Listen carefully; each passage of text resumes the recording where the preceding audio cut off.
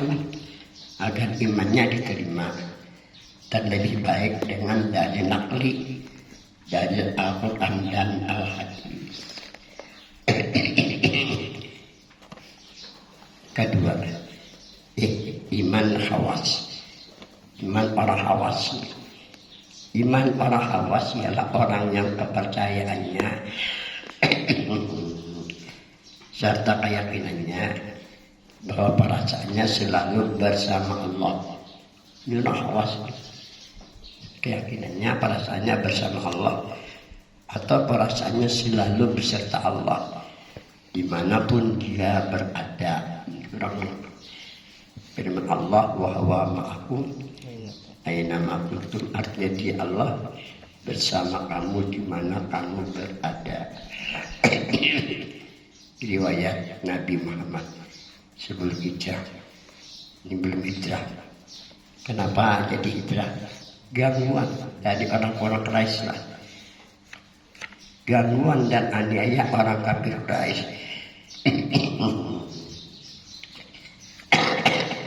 terhadap Nabi Muhammad menjadi-jadi. Begitu juga terhadap para sahabat Nabi. Allah memerintahkan Nabi Muhammad untuk berhijrah. Saat itu Nabi Muhammad bersama Sayyidina Abu Bakar Siddiq di rumah Sayyidina Ali bin Abi Thalib karramallahu wajhah. Dari sana Nabi Muhammad bersama Bakar berangkat hijrah ke Madinah. Abu Jahal memerintahkan Suraqah panglima perang bersama tentaranya mencari Nabi Muhammad, dan iblis memberikan tahukan kepada Suraqah. Iblis bertahu bahwa Nabi di situ, Nabi Muhammad berada di rumah Ali bin Abi Thalib. Namun Suraqah dan tentaranya tertidur. Dibacakan waja'ana min baini aydihim sadda wa min khalfihim. Jadi kan bacanya kayak jargon mata Quran. Mulai Yasin Al-Quran Hakim sampai waja'ana itu dibaca 3 kali ya.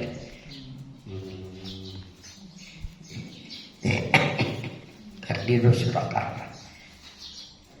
Pada waktu Nabi Muhammad bersama Abu Bakar keluar dari rumah, Nabi Muhammad dan Abu Bakar masuk ke Gua Hasur. Gua Hasur, gua daerah ada Gua Hasur di dalam. Karena Nabi Muhammad berkeyakinan bahwa mereka mesti mengejarnya. Laba-laba menutupi Gua Hasur dengan sarangnya.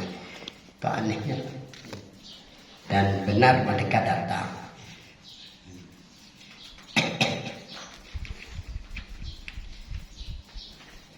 Mereka datang. Jadi Abu Bakar Siddiq takut dan gemetar dengan kedatangan orang yang gila. Kemudian turun firman Tuhan, la takhaf wa la tahzan innallaha ma'ana. Artinya janganlah takut dan janganlah gentar, sesungguhnya Allah serta kita. Maka datanglah Abu Bakar, maka tenanglah Abu Bakar dan yakin benar Sayyidina Abu Bakar bersama Allah. dan pertolongan datang kepada Nabi dan Sayyidina Abu Bakar, sehingga mereka orang kafir Quraisy tidak tahu dan tidak melihat kepada Nabi Muhammad. Dan Sayyidina Abu Bakar hijrah Nabi Muhammad ke Madinatul Munawwarah. Nur kerasulan Nabi Muhammad memancar-mancar. Orang Madinah menanti kedatangan Nabi Muhammad. Mereka berduyun-duyun menyambutlah kedatangan Nabi Muhammad dan Sayyidina Abu Bakar. Mereka senang dan gembira. Mereka memandangkan syair, Lahal badru alaina min saniyatil wada Ajaba syukuru alaina ada lillahi da. Ini syair yang dikembangkan orang Ansor yang kedatangan Nabi. Kemudian dari Islam mereka penduduk Madinah, mereka penduduk Madinah kepada Nabi Muhammad. Firman Allah, innallaha as-sabirin. Artinya sesungguhnya Allah selalu menolong mereka yang bersabar. Dari dua ayat tersebut menyatakan bahwa orang yang beriman wajib yakin serta jangan takut dan gemetar, karena Allah pasti akan memberikan pertolongan kepada orang yang menjalankan perintah Allah dengan kesabaran. Artinya mereka yang mengembalikan segala perkaranya hanya kepada Allah, sehingga datangnya pertolongan Tuhan. Hikayat seorang ulama tauhid, kisah seorang ulama tauhid, dikisahkan bahwa ada seorang syekh atau ulama ahli tauhid yang sangat terkenal dan banyak mempunyai murid.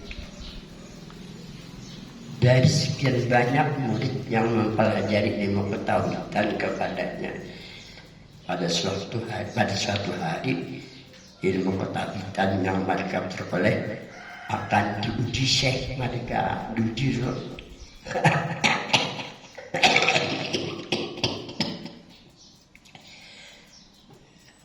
Setiap murid diberi seekor burung dara lah, dan diperintahkan oleh sang syekh untuk dipotong dengan satu syarat, yaitu tidak boleh ada yang tahu dan yang melihat. Syarat jangan ada yang tahu, jangan ada yang melihat. Kemudian pergi mereka untuk melaksanakan tugas sang guru mereka. Setelah tidak begitu lama mereka berdatanganlah murid-muridnya untuk menyerahkan darah yang telah mereka potong sebagaimana perintah sang syekh. Hanya satu orang di antara murid-muridnya yang datang tidak memotong burung darahnya. Maka sang guru bertanya kepadanya, mengapa engkau tidak potong burung itu? Menjawab murid itu, nah guru, hamba tidak dapat melakukannya kemanapun dan dimanapun hamba berada, mesti ada yang mengetahui dan melihat. Itu aja. Karena Allah menyertai hamba-hambanya dimanapun hamba itu berada. Firman Allah, wa ma'akum aina ma'akum, artinya dia Allah bersama kamu di mana kamu berada. Inna wujudal khalqi qaimun bi wujudillah la bi nafsi bal bi wujuduhu ma'ah. Saya belum tahu artinya bahwasanya adanya makhluk, bahwasanya adanya makhluk ini, adanya kita ini berdiri atau bersama dengan adanya Allah, bukan dengan sendiri. Kita ibarat itulah adanya kita dengan adanya Allah. Akan tetapi adanya makhluk beserta Allah di mana saja itulah, di mana saja itu makhluk berada, maka ta'ajjublah sang syekh mendengar jawaban salah seorang muridnya tadi dan nyatakan bahwa muridnya inilah yang lolos dalam ujian ini. Karena lolos banyak ada lolos. Padahal mereka sudah diajari juga, cuma ada ingat. Nah, dalil yang ingatlah. Usah mau capeknya mau ini gilir mangga. Bismillahirrahmanirrahim. Ketiga, iman khawsul khawas. Iman khawsul khawas ialah iman mereka yang terbuka hijab atau terbuka dinding, seakan-akan adanya mereka bersamaan adanya Allah. Al-musyahadatu bi anna Allah mawjudun wa mulahadatul qalbi bi wujudihi. Di dalam kitab Jadul Muttaqin. Artinya memandang dengan pandangan iman dan yakin bahwa Allah saja yang sebenarnya, tidak ada yang sebenarnya kecuali hanya Allah. Mereka pelihara hatinya untuk selalu yang ada hanya Allah.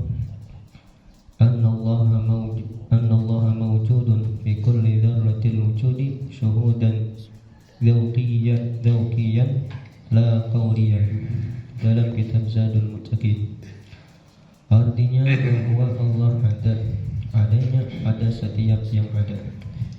Yang demikian pandangan perasaan. Hal ini harus disertai iman dan yakin, bukan perkataan dan pembicaraan. Firman Allah Ta'ala, wa fi anfusikum afala tubsirun, yang artinya, dan pada diri kamu apakah kamu tidak melihat dengan penglihatannya. Mafhum dari ayat ini: satu, apakah kamu tidak melihat akan kenyataan adanya Allah? Kedua, apakah di hati kamu tidak ada kenyataan kalimat Allah, Allah bagi mereka yang sampai ke tingkatan khawasul khawas karena istiqamah hati mereka dengan Allah. Dibuat contoh dari ayat tersebut, semoga bisa dimengerti dan mudah-mudahan ada manfaatnya. Di atas langit ada bulan. Pada waktu itu bulan purnama. Coba letakkan saja ember, berapa saja banyaknya, kemudian isi air ke dalamnya, maka terlihat oleh kita ada bulan di dalam semua ember. Itu kenyataan adanya bulan yang ada di atas langit. Seperti itulah adanya Allah dalam hati hambanya. Maksudnya kalimat Allah, Allah dalam hati mereka yang khawasul khawas sebagai kenyataan adanya Allah. Ketahuilah bahwasanya Allah menyatakan diri zatnya yang suci dengan menampakkan Allah akan diri zatnya, terutama kepada para nabi dan rasulnya alaihi salam, dan kepada mereka yang beriman kepadanya ialah dengan menzahirkan namanya Allah, Allah pada hati hamba-hambanya dengan arti bahwa Allah menempatkan namanya Allah, Allah di dalam hambanya, di dalam hati hambanya. Annal wujud al-haqiqiyya huwa wujudullahi, yakni la mawjuda bihaqqin illallah. Artinya tidak ada yang sebenarnya, hanyalah Allah. Anna wujudana wa ghairana minal makhluqati fanin biwujudillahi ta'ala wa yabqa wajhu rabbika dzul jalali wal ikrami. Artinya sesungguhnya adanya kami ini atau yang lain-lain ini binasa dan kurang fana dengan wujud Allah, dan yang sebenar-benar kekal adalah zat Tuhan yang mempunyai kebesaran dan kemuliaan. Firman Allah Ta'ala, walillahil masyriqu wal maghribu fa aina tuwallu fathamma wajhullah. Surah Al-Baqarah ayat 115. Artinya artinya milik Allah atau kepunyaan Allah, masyrik dan maghrib. Kemanapun kamu hadapkan muka kamu dan pikiranmu, di sana ada Allah. Wujudul khalqi sanin biwujudillah. Artinya adanya makhluk ini pada adanya Allah. Maksudnya tidak ada pada hakikatnya atau tidak ada sebenarnya. Yang ada sebenarnya hanyalah Allah.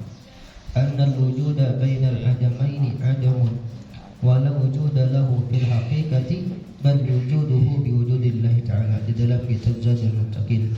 Artinya bahwasanya yang ada ini di antara dua tiada. Artinya sebelumnya tidak ada, kemudian ada, dan setelah itu tidak ada, maka hukumnya pada ilmu tauhid tidak ada. Akan tetapi adanya dengan adanya Allah. Walhasilu anna wujuda kulli syai'in bin nisbati ila wujudillahi khayalun wa wahmun wa majazun, dalam kitab Zadul Muttaqin. Artinya kesimpulannya bahwa adanya pada tiap-tiap sesuatu ini atau adanya semua makhluk ini jika dinisbahkan atau jika disandarkan kepada adanya Allah hanya khayal belaka, terburuk sangka saja, dan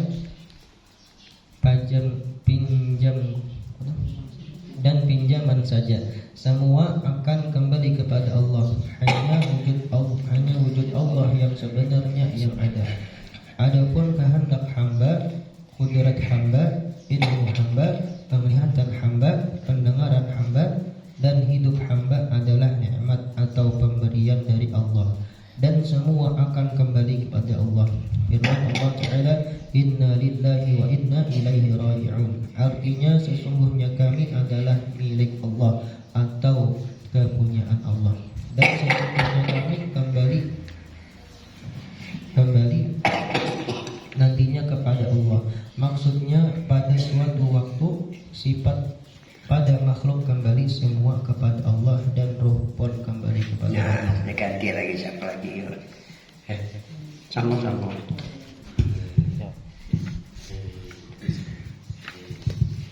Bismillahirrahmanirrahim. Amaliyah menyempurnakan iman kepada Allah.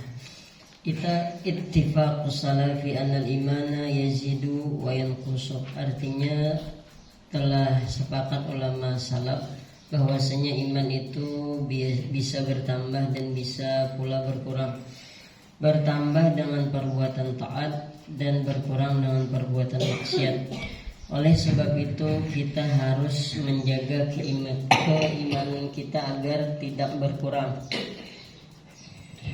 Sabda Nabi Muhammad sallallahu alaihi wasallam, "Jaddidu imanakum biqauli la ilaha illallah."